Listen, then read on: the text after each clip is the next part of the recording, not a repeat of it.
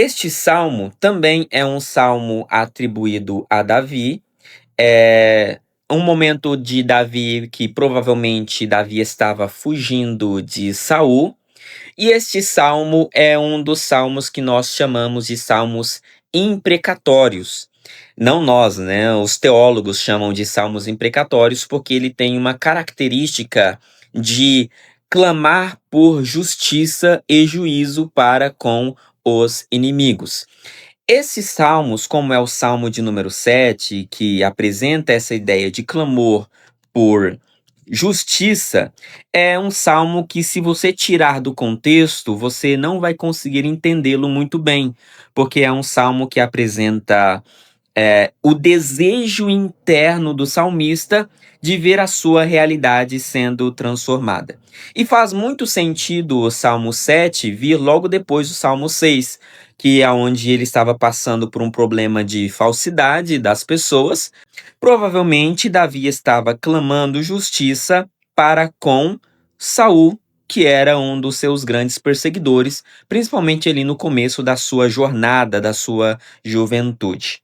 Vamos lá então, o verso de número 1 do Salmo de número 7, diz o seguinte: Senhor meu Deus, em ti confio. Salva-me de todos os que me perseguem e livra-me. Se você entender que ele estava sendo perseguido por Davi, por Saul, faz muito sentido esse salmo. Livra-me dessas pessoas que estão me perseguindo, para que ele não arrebate a minha alma como leão, despedaçando-a sem que haja quem a livre. Senhor meu Deus, se eu fiz isso, se há perversidade nas minhas mãos, se paguei com mal aquele que tinha paz comigo, antes livrai-me ao que oprimia sem causa. Persiga o meu inimigo a minha alma, e calque aos pés a minha vida sobre a terra, e reduza a pó a minha glória. Interessante que quando nós olhamos para a história de Davi, principalmente neste momento em que ele estava sendo perseguido por Saul, nós vamos encontrar Davi sendo acusado por Saul de ser uma pessoa má. Nós vamos encontrar Saul acusando Davi de tentar roubar o seu trono. Nós vamos encontrar Saul acusando Davi de tentar roubar a sua glória e outras coisas mais. E é por isso que ele diz aqui: Senhor, se eu fiz isso, se eu fiz essas coisas, que o Senhor seja juiz entre mim e aquelas pessoas que estão me acusando. Olhe para a minha realidade, Deus, e veja que eu não faço isso. Agora, se eu estou sendo justo perante o Senhor, que essa palavra se volte contra os meus inimigos, que o Senhor os persiga e que o Senhor os alcance, e que aquilo que eles estão desejando contra mim, que seja feito contra eles. É nesse ponto que apresenta-se a ideia de um salmo imprecatório, quando Davi ou um outro salmista está clamando por justiça. Algo que nós devemos entender na Bíblia Sagrada, que a justiça não pertence a nós, a justiça não pertence a mim, a justiça não pertence a você, mas ela pertence a Deus. Não pense então que você vai fazer justiça com as suas próprias mãos e as coisas vão sair por isso mesmo. Não pense que você vai realizar as coisas do seu próprio desejo, da sua própria forma, e que Deus vai ficar de lado, apenas olhando você agir. Não. A justiça pertence a Deus. E Deus não divide a sua glória com ninguém. Então, se você está passando por esse momento de dificuldade, esse momento de dor, esse momento de angústia, atribua a Deus essa causa e diga: Senhor, vem em meu auxílio e seja o meu juiz perante mim e os meus inimigos. Há algo interessante que nós ainda não falamos na leitura dos Salmos, mas é algo que nós podemos comentar aqui. No verso 5, no final, vai aparecer a palavra sela ou selá, dependendo da tradução. Essa palavra, ela não é consenso entre os teólogos sobre o significado delas, mas porque ela vai aparecer em todos os salmos, né, ou a maioria dos salmos. Mas dá-se a entender que é uma divisão da música, porque a música ela é formada por estrofe, coro e assim sucessivamente, né? Vocês que entendem de música sabem bem do que eu estou falando. Provavelmente essa palavra significa pausa, ou em um momento em que vai haver um momento em que o cântico vai parar para que os instrumentos continuem tocando. Então, em tese, para nossa informação, não é nenhuma outra informação teológica que vai fazer uma mudança de interpretação na nossa teologia, nada disso. Mas é que para a pessoa que estava tocando aquele salmo, e a gente tem que lembrar disso, que os salmos, eles eram tocados dentro da comunidade, fazia muito sentido para os instrumentistas saber o momento de parar, o momento de continuar, e assim sucessivamente. Então, sempre que você entender esta palavra, a cela, pare em um pouquinho, reflita, porque pode ser que o assunto ele mude de um versículo para outro. Verso 6 do Salmo de número 7. Levanta-te, Senhor, na tua ira, exalta-te por causa do furor dos meus opressores, e desperta por mim para o juízo que ordenastes. Assim te rodeará o ajuntamento dos povos, por causa deles, pois volta às alturas. Algo que nós encontramos aqui é essa ideia também de que Deus está no seu trono, governando, não perdeu o controle da nossa história. E no verso 8 nós vamos encontrar mais uma palavra de promessa. O Senhor julgará os povos. Julga-me, Senhor, conforme a minha justiça e conforme a integridade que há em mim. Nesse verso de número 8, nós encontramos uma situação cotidiana do momento em que Davi estava enfrentando, mas nós encontramos uma outra questão, que é uma palavra profética e messiânica. Por quê? Porque fala para um futuro que ainda não veio. E esse futuro é o momento em que Deus se levantará e finalmente julgará todos os povos. É como se Davi estivesse recebendo neste momento uma palavra de inspiração a ponto de dizer que no momento certo, talvez até mesmo pós-morte, Deus se levantará para julgar todos os povos, inclusive julgar a sua própria vida. Verso 9. Tenha já fim a malícia dos ímpios, mas estabeleça-se o justo, pois tu, ó justo Deus, prova os corações e os rins. É interessante que quando nós lemos essa palavra, às vezes sem entender o contexto, a gente fica, mas o que tem a ver isso? Vamos lá. No verso 9, ele está ainda clamando a Deus por justiça, para que Deus se levante contra os ímpios. E aí ele vai dizer, porque o Senhor é justo e estabelece prova para os corações e para os rins. O que tem a ver os rins aqui? Tá bom, o coração até que entendo, porque o coração é da onde vem as emoções, é da onde vem o sentimento de todo o feeling, toda aquela ideia de sentir, de você até mesmo pensar, vem do coração. Só que o rim aqui tem um outro sentido para o povo judeu e para os povos antigos. E para isso a gente tem que entender um pouquinho do contexto de guerra daquele povo. Se você olhar para as roupas dos judeus do período bíblico, eles usavam uma túnica que vai até os pés. Quando eles iam para a guerra ou iam fazer grandes caminhadas, eles pegavam a barra da roupa, da túnica, e amarrava com um cinto na altura dos rins. Isso que significa atar os rins. Então, quando ele clama aqui do rim, ele está falando sobre as ações. Porque quando significava que você levantava a sua túnica, é porque você ia para a guerra ou você ia para a viagem. Davi então está dizendo aqui o seguinte: Deus, julgue os sentimentos do meu coração, mas julgue também as minhas ações.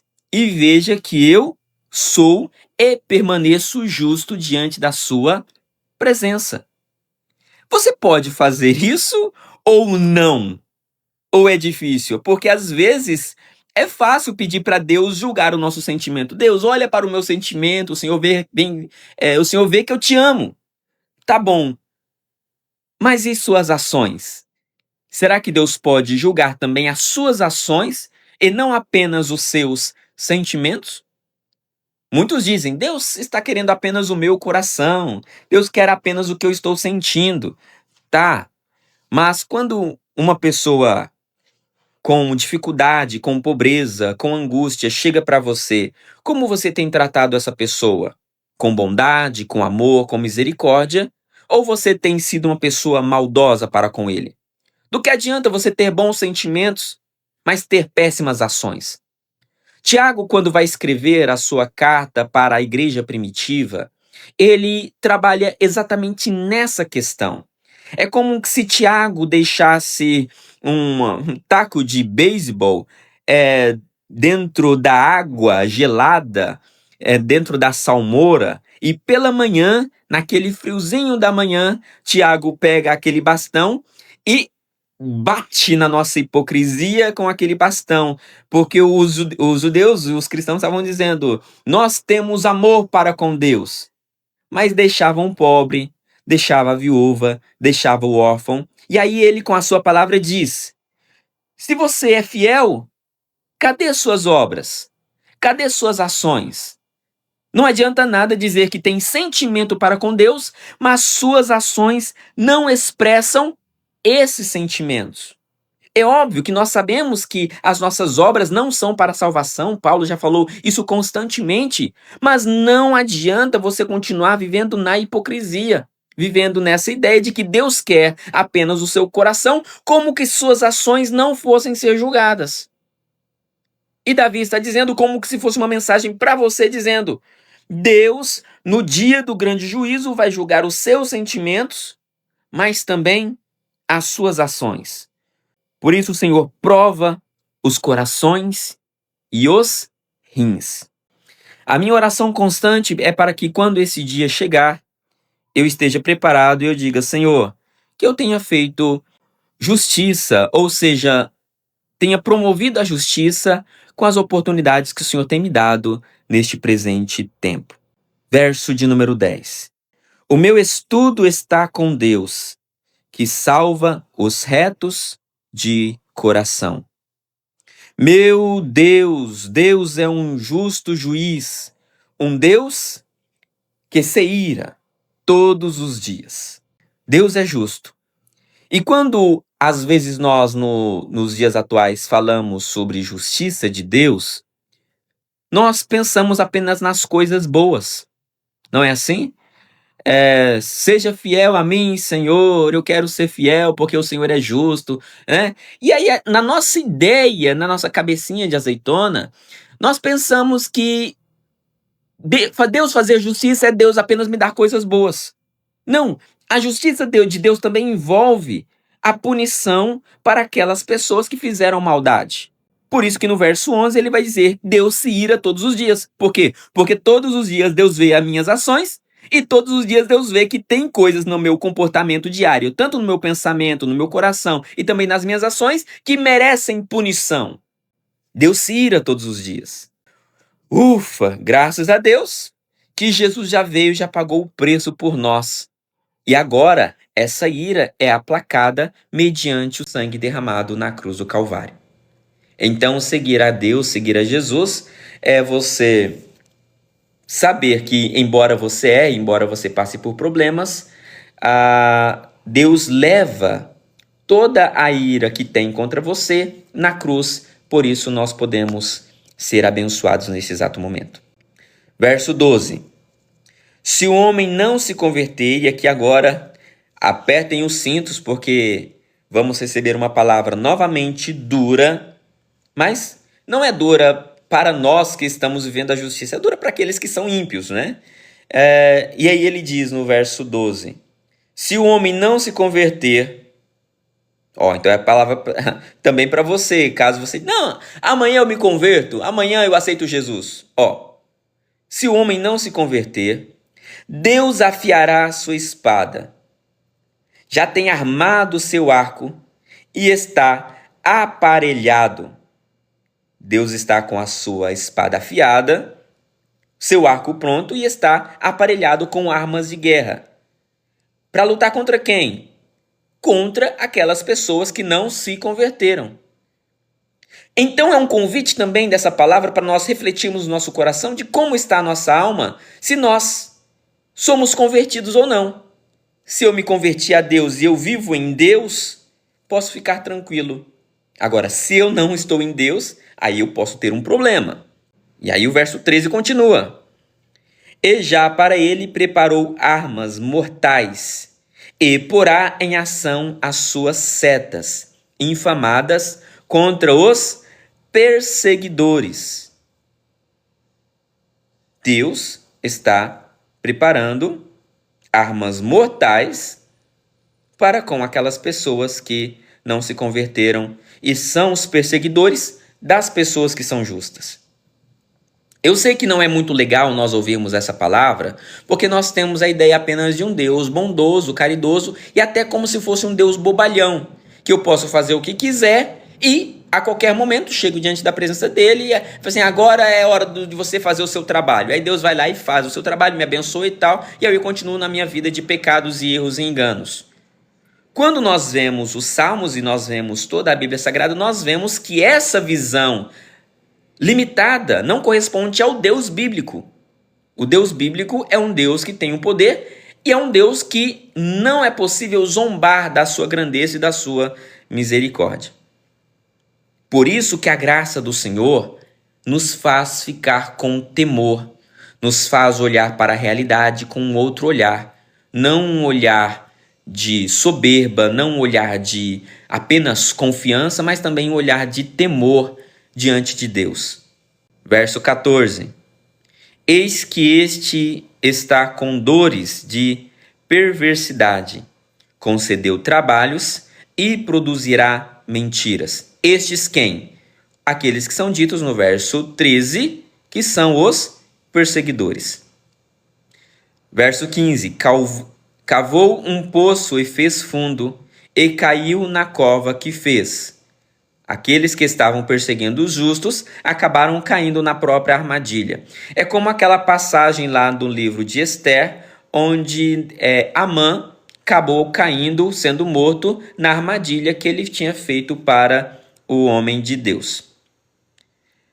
Verso 16, a sua obra cairá sobre a sua cabeça e a sua violência descerá sobre a sua moleira. A minha tradução diz mioleira, ou seja, cairá sobre o cérebro. Não é apenas sobre o crânio, mas é sobre a massa cefálica que está dentro do cérebro, que é a moleira. Ou seja, essa moleira será esmagada com violência quando a ira de Deus vier. Perceberam? Então é uma palavra de justo juízo. Graças a Deus que não é direcionada para todas as pessoas, né? Mas é direcionada apenas para aquelas pessoas que são injustas e que estão vivendo ainda no pecado e que não se arrependeram desse pecado. Verso 17, o último verso. Eu louvarei ao Senhor segundo a sua justiça e cantarei louvores ao nome do Senhor Altíssimo. É como se ele estivesse olhando para esse cenário terrível de destruição, de morte, uma situação onde haverá injustiça, ou a justiça sendo realizada para com os injustos, e aí ele olha para a sua vida. Mas enquanto isso estiver acontecendo, eu estarei louvando ao Senhor. Ou seja, não serei contado entre aqueles que serão ou que são derrotados. Minha oração nessa tarde é para que você possa também ser encontrado dentre essas pessoas que alcançam a justiça perante Deus e que possa louvar a Deus neste momento de angústia e dor e no momento da adversidade que você possa ouvir a voz de Deus e cantar louvores porque o Senhor lhe salvará.